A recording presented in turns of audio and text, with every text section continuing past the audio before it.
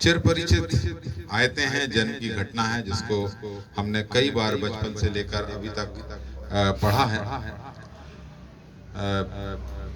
लू का रचित सुसमाचार, उसका दूसरा अध्याय 1 से 14 तक बेटी ने पढ़ा। मरियम होती है, प्रारंभ में उसके पास जिब्राइल आता है और उसको बताता है कि तू गर्भवती होगी और एक पुत्र को जनेगी और उसका नाम तुझे इमैनुएल रखना है।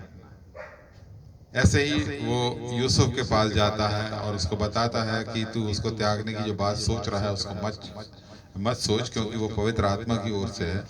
क्योंकि मरियम एक पवित्र लेडी थी, पवित्र युवती थी, और स्वर्गदूत से बात को सुन करके मरियम ने भी उस पर विश्वास किया और उसका अनुसरण किया, और यूसुफ ने भी उस पर विश्वास किया, जो कि असंभव सी दिखाई देने वाली बात थी, चाहे उस युग में चाहे इस युग में, परंतु उन्होंने परमेश्वर की योजना के लिए अपने आप को समर्पित किया। जन्म की घटना जो प्रारंभ होती है, ये घटना भी प्रारंभ होती है विश्वास से। मरियम का विश्वास, यूसुफ का विश्वास। मरियम का विश्वास, क्योंकि मरियम तो सच जानती थी कि वो किसी के संपर्क में आई ही नहीं, परंतु यूसुफ का विश्वास बड़ा अनुकरणीय है मेरे लिए, क्योंकि पुरुष होने के नाते इस बात पे ट्रस्ट करना, यूसुफ का विश्वास अनुकरणीय है। विश्वास तो विश्वास ही होता है, और जो यूसुफ है उसने विश्वास किया और उस दिशा में अपने कदम को बढ़ाया।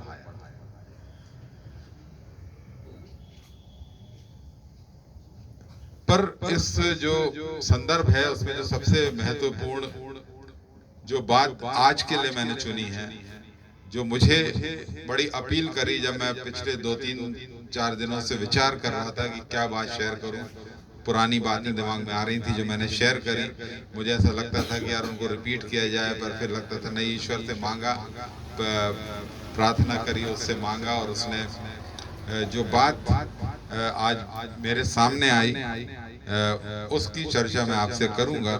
और यदि इसी संदर्भ को जिसको पढ़ा गया उसमें हम देखें लू का रचित सुसमाचार, उसका दूसरा अध्याय और उसकी 7वीं आयत को यदि हम देखें, यदि कोई बाइबल रखा हुआ है तो उसको पढ़ दें। और वे अपना पहलौठा पुत्र जनी और उसे कपड़े में लपेट कर चरनी में रखा, क्योंकि उनके लिए सराय में जगह न थी। इंपॉर्टेंट बात, उनके लिए सराय में जगह नहीं थी। नाम लिखाई का आदेश हुआ, अपने यहाँ भी हुआ था, अभी 2-3 साल पहले, 4 साल पहले लोगों की गिनती लगाई जा रही थी। अभी बात चल रही है कि जातिगत जनगणना होगी, और नाम लिखाई का समय था। मरियम प्रेग्नेंट थी, लगभग उसका फुल टाइम था, और इन लोग यात्रा करके जाते हैं क्योंकि उनको सरकारी नियमों का पालन करना जरूरी था। जाते हैं और जब बैतलहम में वो पहुंचते हैं तो उसी समय मरियम तकलीफ में भी हो जाती है, और उन लोग दरवाजों को खटखटाते हैं। जो सराय थी, आज के ज़माने में हम बात करें कि होटल थी, जो होटल्स थी, जो गेस्ट हाउस थे, जो भी लिविंग प्लेसेस थी जहाँ पर रहा जा सकता था, वो सारी पूरी तरह फुल थी, और उनके लिए सराय में जगह नहीं थी। सोचिए, परमेश्वर का पुत्र, इकलौता पुत्र संसार में आने वाला है, और परमेश्वर ने एक कुंवारी स्त्री में उस गर्भ का रोपण कर दिया है, और वो गर्भवती हो गई है, उसका टाइम फुल हो गया है। कैसी अजीब सी बात लगती है कि परमेश्वर ने सारा इंतजाम किया, मरियम को, जिब्राइल को भेज के मरियम को बता दिया, यूसुफ को बता दिया, सारी चीजें योजनाबद्ध तरीके से, परंतु क्या ये योजना परमेश्वर ने नहीं बनाई थी? उनके लिए सराय में जगह नहीं थी।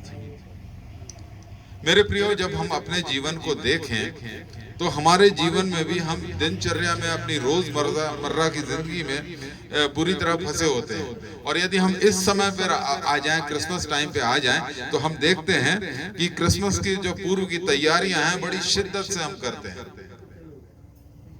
हम प्रोग्राम बनाते हैं कि हम क्या करेंगे, तो हम घर का रंग रोगन करते हैं, साफ सफाई करते हैं, फिर ड्राइंग रूम कैसा, अपन को इसमें क्या लगाना है, क्या सोफों को ओवरहॉल करना है, सोफों को फिर से व्यवस्थित करना है, क्या उस पर कपड़ा चढ़ाना है या सोफे चेंज कर देना है, फिर हम घर में कौन से ड्राइंग रूम में कलर ये वाला पुताना है, और फिर उसके बाद ड्राइंग रूम को कैसे सजाना है।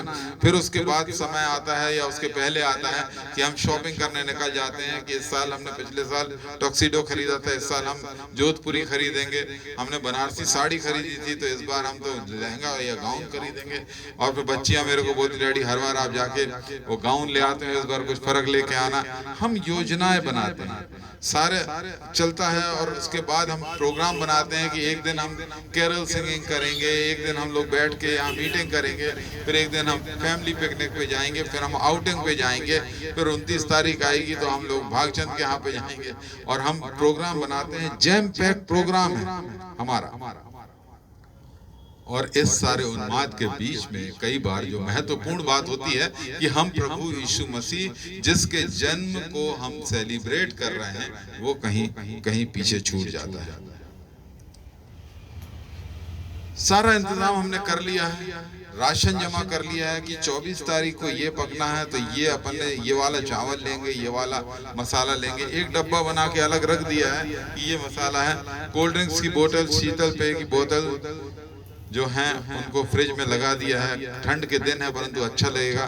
फिर कोई घर का एक जन बोलता है कि यार अपन दूध का टेट्रा पैक भी ले आए क्योंकि दूध तो अभी मिल नहीं पा रहा है, अपन वो ले आते हैं क्योंकि किसी को कॉफी पीना होगी, चाय पीनी होगी तो शक्कर का इंतजाम करें। सारे इंतजाम हमने कर दिए हैं और उसके बाद हमें याद भी नहीं रहता है कि हम जो सेलिब्रेट कर रहे हैं वो हम प्रभु यीशु मसीह के जन्म को शाब्दिक रूप में तो हम कहते हैं क्रिसमस मनाने के लिए हम तैयारी कर रहे हैं। पूरी तैयारी, उत्साह, उन्माद, परंतु अक्सर होता यह है कि प्रभु यीशु मसीह कहीं पीछे छूट जाता है। मैंने परिवारों में चर्चाएं सुनी है, जब परिवार का कोई सदस्य मतवाला हो जाता है और उसके घर में कलह होने लगती है, कुछ हॉट टॉक्स और आर्गुमेंट्स होने लगते हैं, तो मैंने लोगों को बोलते सुना, अरे यार ये एंजॉय करने का तो टाइम है, एंजॉय ही तो कर रहे हैं भाई, तुम अपना एंजॉय करो, हम अपना एंजॉय कर रहे हैं। आपने भी सुना होगा ऐसा कन्वर्सेशन, मैंने भी सुना। उद्धारकर्ता के जन्म दिवस को हम एंजॉय कर रहे हैं जिससे हमारे परिवार में कलह हो रही है। उद्धारकर्ता के लिए हमारे मन मंदिर में, हमारे सराय में जगह नहीं है, क्योंकि हमने अपनी सराय को, अपने मन मंदिर को हमने बहुत सी दूसरी बातों से भर दिया। हमने अपनी पता नहीं कौन कौन सी इच्छाओं को पूरा करने के लिए, इच्छाओं के अधीन रहते हुए उसको भर दिया। हमारा ध्यान कपड़ों पे चला गया, हमारा ध्यान रंग रोगन पे चला गया, हमारा ध्यान इस पे चला गया है कि आज मटन बनना है कि मछली बनना है कि पालक पनीर बनना है कि मिक्स्ड वेज बनना है। हमने अपने घर के कमरों को, अपने विचारों को, अपने थॉट्स को इस कदर हमने उसमें उलझ गए हैं कि हम ये बोलने लगते हैं, अरे यार हमको रोको मत यार, एंजॉयमेंट का टाइम है, एंजॉय करने दो और तुम भी एंजॉय करो।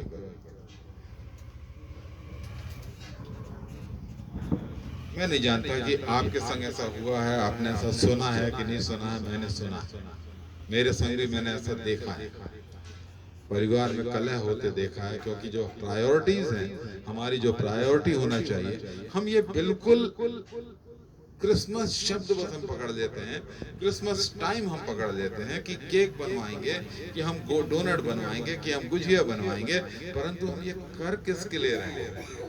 क्या प्रभु यीशु मसीह हमारी सराय में हमने उसको उचित स्थान दिया, या हमने अपने कार्यक्रम में एक छोटा सा स्थान प्रभु यीशु मसीह को दे दिया? प्रभु ये है जगह तेरा, तू यहाँ रह ले, बाकी तो ये जो है यहाँ पूरा फुल है। हमने पूरा प्रोग्राम सेट करके रखा, सब कुछ प्लान्ड है, तू यहाँ हो जा। यार हमें अपना कार्यक्रम शुरू करना है, अभी ये पूरा सेलिब्रेशन का टाइम है, हमें शुगर अपन को प्रार्थना से कर लेना चाहिए। क्यों? हाँ, अपन को प्रार्थना से करना चाहिए। चलो यार मैं कई बार ऐसी बात सुनता हूँ बर्थडे पार्टीज में या होते सलील भाई आपको प्रार्थना करना, अपन संक्षिप्त रखेंगे प्रार्थना। मेरे एक मित्र ने एक दिन मुझसे बोला, यार तुम आजकल बहुत लंबी प्रार्थना करने लगे, थोड़ा सा देख लेना यार, सब भूखे हो रहे हैं, जल्दी प्रार्थना खत्म कर देना।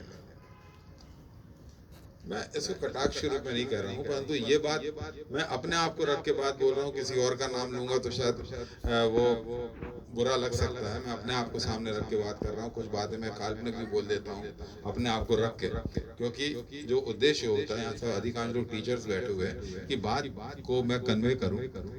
हम अपने सेलिब्रेशन के बीच में हमारा इच्छा रहती है कि यार प्रार्थना से, दुआ से स्टार्ट करें। एक दुआ, छोटी सी दुआ करें, दुआ हो गई, प्रार्थना हो गई, फिर बस बाइबल बंद करो, रख दो। तुम्हारे लिए सराहने में जगह नहीं है प्रभु, तुम उपरोती कोठी में बाइबल को जहाँ रखते हैं संभाल के वहां हमने रख दिया है, अच्छा साफ से पोंछ पाँच के रखा हुआ है, अब जब जरूरत पड़ेगी तो हम ले लेंगे।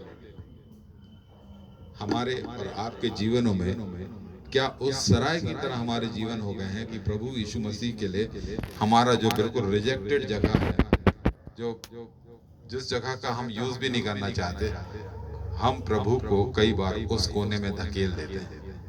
उनके लिए सराय में जगह नहीं। देखिए मेरे घर पिछले दिनों बहुत सारे लोग आए। प्रांजल जॉयसी का विवाह था और बहुत सारे लोग आए। काफी पहले से स्वाति ने, बबल्स ने और बब्बी ने प्लान किया कि किसको कहाँ रुकाएंगे, किस किस की हमको स्वीकृति मिल रही है कि उन लोग आ रहे हैं, इनको इधर रुकाएंगे, उनको उधर रुकाएंगे। होटल वालों ने अड़चने पैदा करी कि नहीं हमारा तो भर गया, आपने बोला था, पैसा भी जमा कर दिया था, पर क्या करें, जो आए उन्होंने खाली नहीं किया। मिस यहाँ पर साइड में जो लोग दमों के हैं जानते हैं कि यहाँ सब खुदा उदा सा था, बस ऐसे ही एक हमने कबाड़ खाना टाइप का बना के रखा हुआ था। जो चीज़ें हैं वेस्ट मटेरियल हम उसमें डाल देते थे। अभी ये बात है कि यहाँ पर कुछ गिट्टी है अपने पास उपलब्ध, अपन इसको फ्लोर कर देते हैं। फ्लोर कर दिया, क्या करेंगे, डॉग्स को कहाँ करेंगे, तो स्नोई को और स्नाइपर को हम लोगों ने वहाँ पर रख दिया, बंद कर दिया। इमेजिन कीजिए कि आप मेरे घर आए और मैं बोलूं यार घर के अंदर जगह नहीं है, यहाँ पर मैं वो लगा देता हूँ, फट्टी लगा के बंद कर देता हूँ तो हवा भी नहीं आएगी, सब बड़ी अंदर में अच्छा बेड लगा देता हूँ, सब कर दूंगा, आप लोग यहाँ रहे। सोचिए, जगत का उद्धार करता जन्म लेने वाला है, परमेश्वर की योजना के तहत हो रहा है, सब कुछ योजनाबद्ध है, उनके लिए सराय में जगह नहीं। ऐसा क्यों हुआ? ताकि मैं और आप इस बात को पढ़ें, सुने और उस पर मनन करें। हमारे जीवनों में हमारे जीवन को क्या कहा गया है? हमारे शरीर को परमेश्वर का मंदिर कहा गया है ना बाइबल में। हमारे शरीर को परमेश्वर का मंदिर कहा गया है। क्या हमारे मंदिर में परमेश्वर के लिए हमारे दिल में, हमारे दिमाग में, हमारे विचारों में, हमारी बोलचाल में, हमारे चाल चलन में, हमारे आचार व्यवहार में क्या प्रभु यीशु मसीह परमेश्वर के लिए स्थान है? क्या वो झलकता है? या हम सवेरे जब बिस्तर से उठते हैं अनमने ढंग से, हे प्रभु तूने नया दिन दिखा दिया, टॉयलेट चले गए, वहां से निकल के आए, खाना खाया, रटी हुई प्रार्थना करी और उसके बाद हम आगे बढ़ गए। उनके लिए सराय में जगह नहीं थी। ये वही बात है, हम प्रभु को कितना स्थान अपने जीवन में दे रहे हैं। देखिए एक बात बहुत बहुत बहुत सतर्क रहने की है।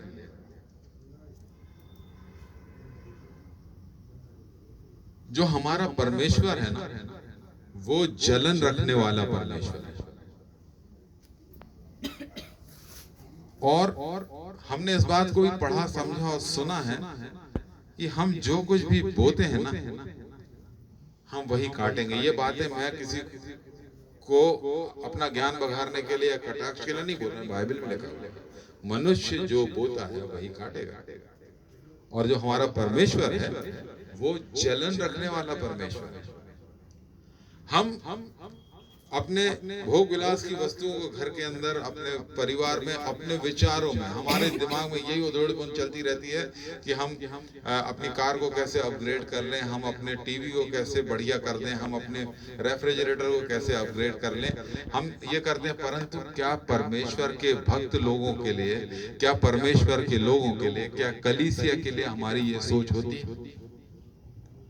क्या कभी हमने ये सोचा है कि परमेश्वर का जो भक्त है, परमेश्वर का जो व्यक्ति है, जो सेवकाई कर रहा है, जो बड़ी जिम्मेदारियों से घर घर जाके प्रार्थना कर रहा है, जब आपके घर में कोई अच्छा हैप्पी ओकेजन है, उस समय वो आकर उस आपकी जो पूरी रस्म रिवाज है उनको पूरा करता है, या आपके घर में कोई दुखद घटना हुई है तो आके वो बाइबल से सांत्वना भरे शब्द पढ़ता है, आपको दिलासा और तसल्ली देता है।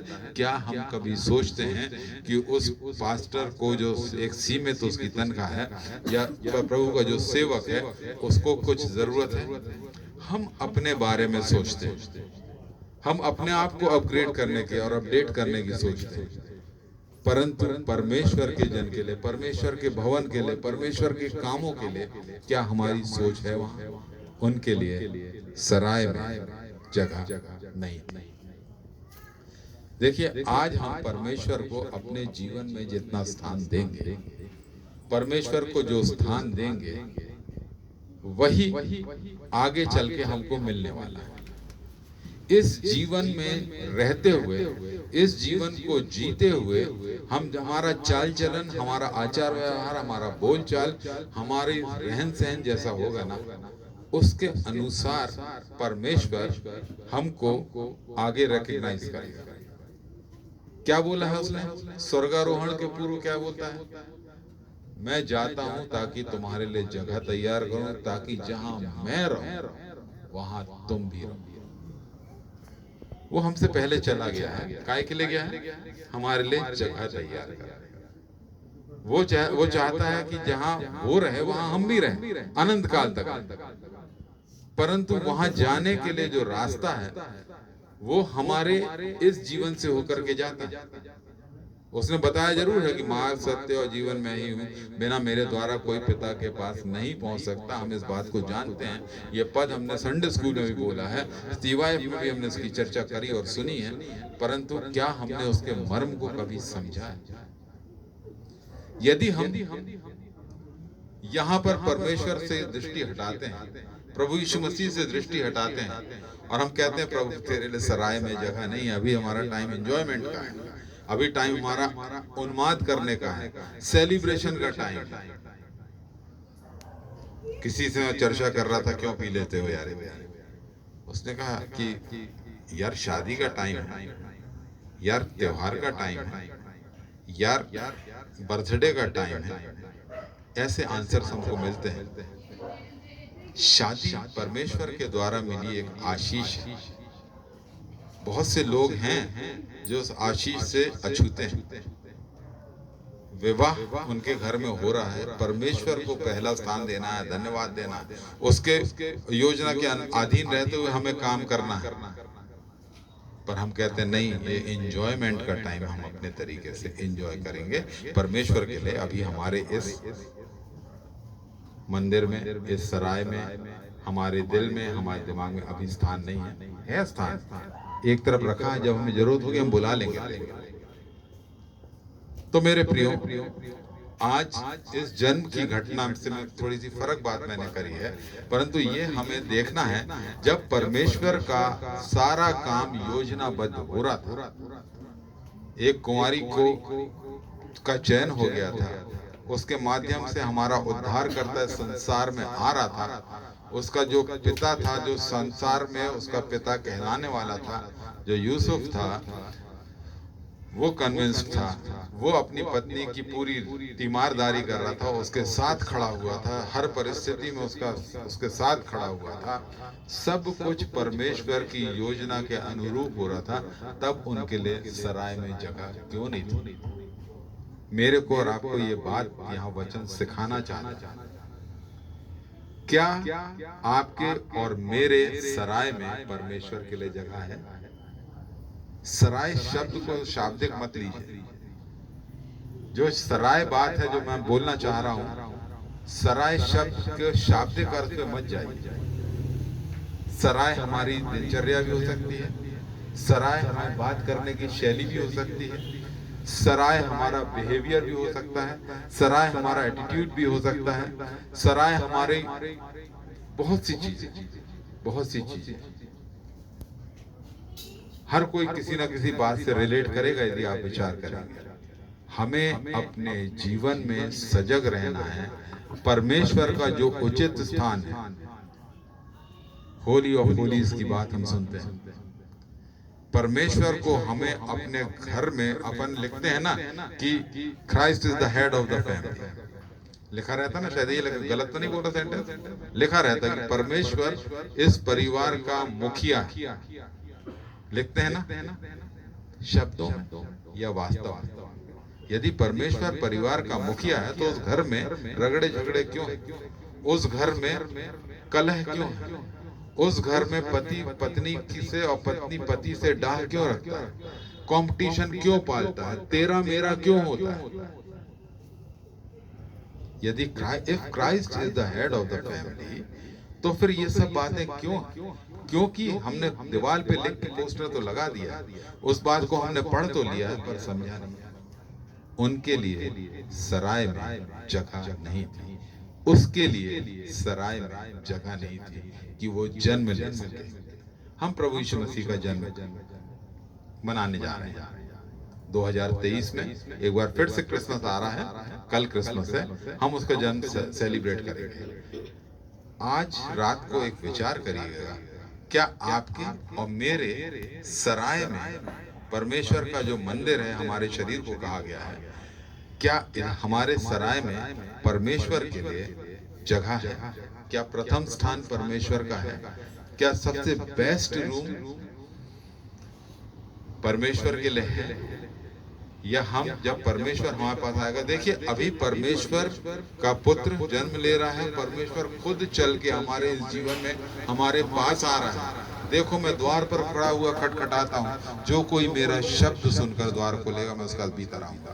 अभी वो खुद आ रहा है, वो हमारे को बार बार नॉक कर रहा है, हमारे दिल पे, हमारे दिमाग पे, हमारे विचारों में वो हमें नॉक कर रहा है, कह रहा है यार खोल लो मेरे लिए, मुझे स्वीकार कर लो अपने अंदर। पर एक समय आएगा प्रभु जब इस संसार में जो हमारा डेरा सरी का घर है वो गिरा दिया जाएगा, और तब अवसर नहीं होगा, तब हम उसके पास जाएंगे और तब वो कहेगा मैं तुम्हें नहीं जानता। क्यों नहीं जानता? क्योंकि जब मैं भूखा था तुमने मुझे खाने को नहीं दिया, जब मैं निवस्त्र था तुमने मुझे कपड़े नहीं दिए, तुमने मेरी सुधि नहीं दी, तुमने जब मैं प्यासा था तुमने मुझे पानी नहीं पिलाया। क्यों? हमने तो पिलाया था प्रभु। हम चर्च में गए थे, हमने प्रभु भोज भी लिया था, हमने दान भी दिया था, चंदा हमने डाला था। पर मेरे प्रियो आज विचार कीजिए कि प्रभु का जन्म उत्सव हम मनाने वाले हैं, क्या हम तैयार हैं प्रभु को अपने शरीर में, अपनी आत्मा में, अपने दिल में और दिमाग में स्थान देने के लिए, उचित स्थान देने के लिए कि आप प्रभु मेरा दिल के दरवाजे खोले हैं, तू आ जा मेरे अंदर, मेरी आत्मा में, मेरे दिमाग में जन्म ले प्रभु। तू मेरे साथ होगा, तू मुझसे पहले होगा, तू मेरे आगे चलेगा, तू मेरे ऊपर आसन पे बैठेगा, मैं तेरा अनुसरण करूंगा, मैं तेरे पीछे चलूंगा, मैं इसके लिए तैयार हूं। क्या आप और मैं तैयार हैं? प्रभु आज के बाद मैं धोखा फरेब नहीं करूंगा, आज के बाद मैं डाह नहीं रखूंगा, आज के बाद मैं जलन नहीं रखूंगा, आज के बाद मैं परनिंदा में नहीं जाऊंगा, आज के बाद मैं करप्शन का पार्ट नहीं बनूंगा, आज के बाद मैं गलत अनुचित तरीके का व्यवहार नहीं करूंगा, मैं कुदृष्टि नहीं डालूंगा। प्रभु तू आ जा मेरे पास। या हम ये बोलेंगे प्रभु ये एंजॉयमेंट का टाइम है, क्रिसमस निकल जाए, न्यू ईयर पार्टी हम कर लें, उसके बाद फिर मैं देखता हूँ कि कहाँ तेरे को अकोमोडेट कर सकता हूँ। यार ये एंजॉयमेंट का टाइम है, एंजॉय कर लें। तो अभी वो गौशाले में जगह है, यहाँ जो रूम बनाया था ना, ये इसको मैंने इसका फ्लोर बढ़िया कर दिया है, बढ़िया बेड लगा दूंगा, ऑफिस से मैं अच्छा लकड़ी का लेके आया हूँ, गद्दे भी हैं, तो मैं वहाँ इंतजाम कर दूंगा, बढ़िया हीटर चला दूंगा, बिल्कुल ठंड नहीं लगेगी। नहीं मेरे प्रियो, वेस्टेड प्लेस, वेस्ट स्पेस प्रभु के लिए नहीं होना चाहिए हमारे जीवन में। कि हम अपनी सुविधा के अनुसार कि जब कठिनाई में हैं, परेशानी में हैं, तब हम प्रभु के पास द्वार खटखटा लेते हैं कि प्रभु आ जा। हमारा प्रभु हमसे प्रेम करता है, तब भी वो हमारी मदद करता है, पर उसका सब्र का इम्तिहान मत लीजिए, क्योंकि जब न्याय के सिंहासन के सामने हम खड़े होंगे ना, और जब सबके मनों के भेद खुल जाएंगे, तब प्रभु कहेगा कि मैं तुम्हें नहीं पहचानता, मैं तुम्हारे लिए जगह तैयार करने आया था, पर तुमने तो उस मार्ग पे चले ही नहीं कि तुम यहाँ तक पहुंच सको। क्योंकि जब मैंने तुमसे रहने के लिए जगह मांगी थी, ठंड लग रही थी, कंबल मांगा था, तो तूने कहा था गौशाले में पुआर है, जा वहां रह ले, वहां आराम से रह, वहां तेरे को कोई डिस्टर्ब नहीं करेगा। तो मेरे प्रियो,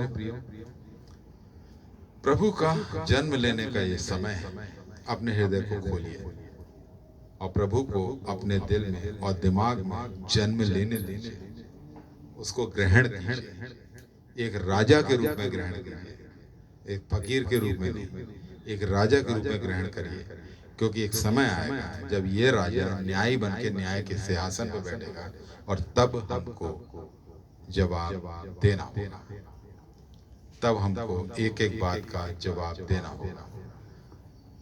जो बाइबल में बातें लिखी हैं निरर्थक नहीं लिखी है। बाइबल ने, परमेश्वर ने यदि ये लाइन जोड़ी है, लूका सुसमाचार में यदि ये लाइन आई है कि उनके लिए सराय में जगह नहीं थी, तो इतना योजनाबद्ध तरीके से करने वाला प्रभु, ये लाइन क्या बाय मिस्टेक आ गई, या ये स्वाति के यहाँ की शादी नहीं है, या सलील के यहाँ का क्रिसमस का प्रोग्राम नहीं है, या नीता दीदी के घर का उद्घाटन का टाइम नहीं है, यार ये चीज हमसे मिस हो गई कि हमने पानी का इंतजाम नहीं किया, या हम चावल लाना भूल गए। आज मैं और पिंकी भागे थे, क्योंकि जो चावल लाना चाहिए था वो नहीं लाए थे। तो ये वो नहीं है। परमेश्वर का एक एक काम इसीलिए है कि हम उससे कुछ सीख सके। एक एक लाइन, एक एक शब्द का अर्थ है और उसका महत्व है। उनके लिए सराय में जगह नहीं थी। हमारे जीवन में यदि परमेश्वर के हमारे मन मंदिर में सराय में जगह नहीं है, तो आज अपना मूल्यांकन करें, अवसर को बहुमूल्य जाने और परमेश्वर को अपने दिल में उचित स्थान, सर्वश्रेष्ठ स्थान, सबसे ऊपर स्थान दें, उसका अनुसरण करें। तब जन्म का ये उत्सव हमारे लिए सार्थक होगा, निरर्थक नहीं होगा। और तब हम इस जीवन के बाद नए जन्म को लेकर के नए अनंत काल के लिए अनंत में हम जन्म लेने का हियाव कर सकेंगे। परमेश्वर आप सबों को अगुवाई दे और क्रिसमस का पर्व सबों को मुबारक।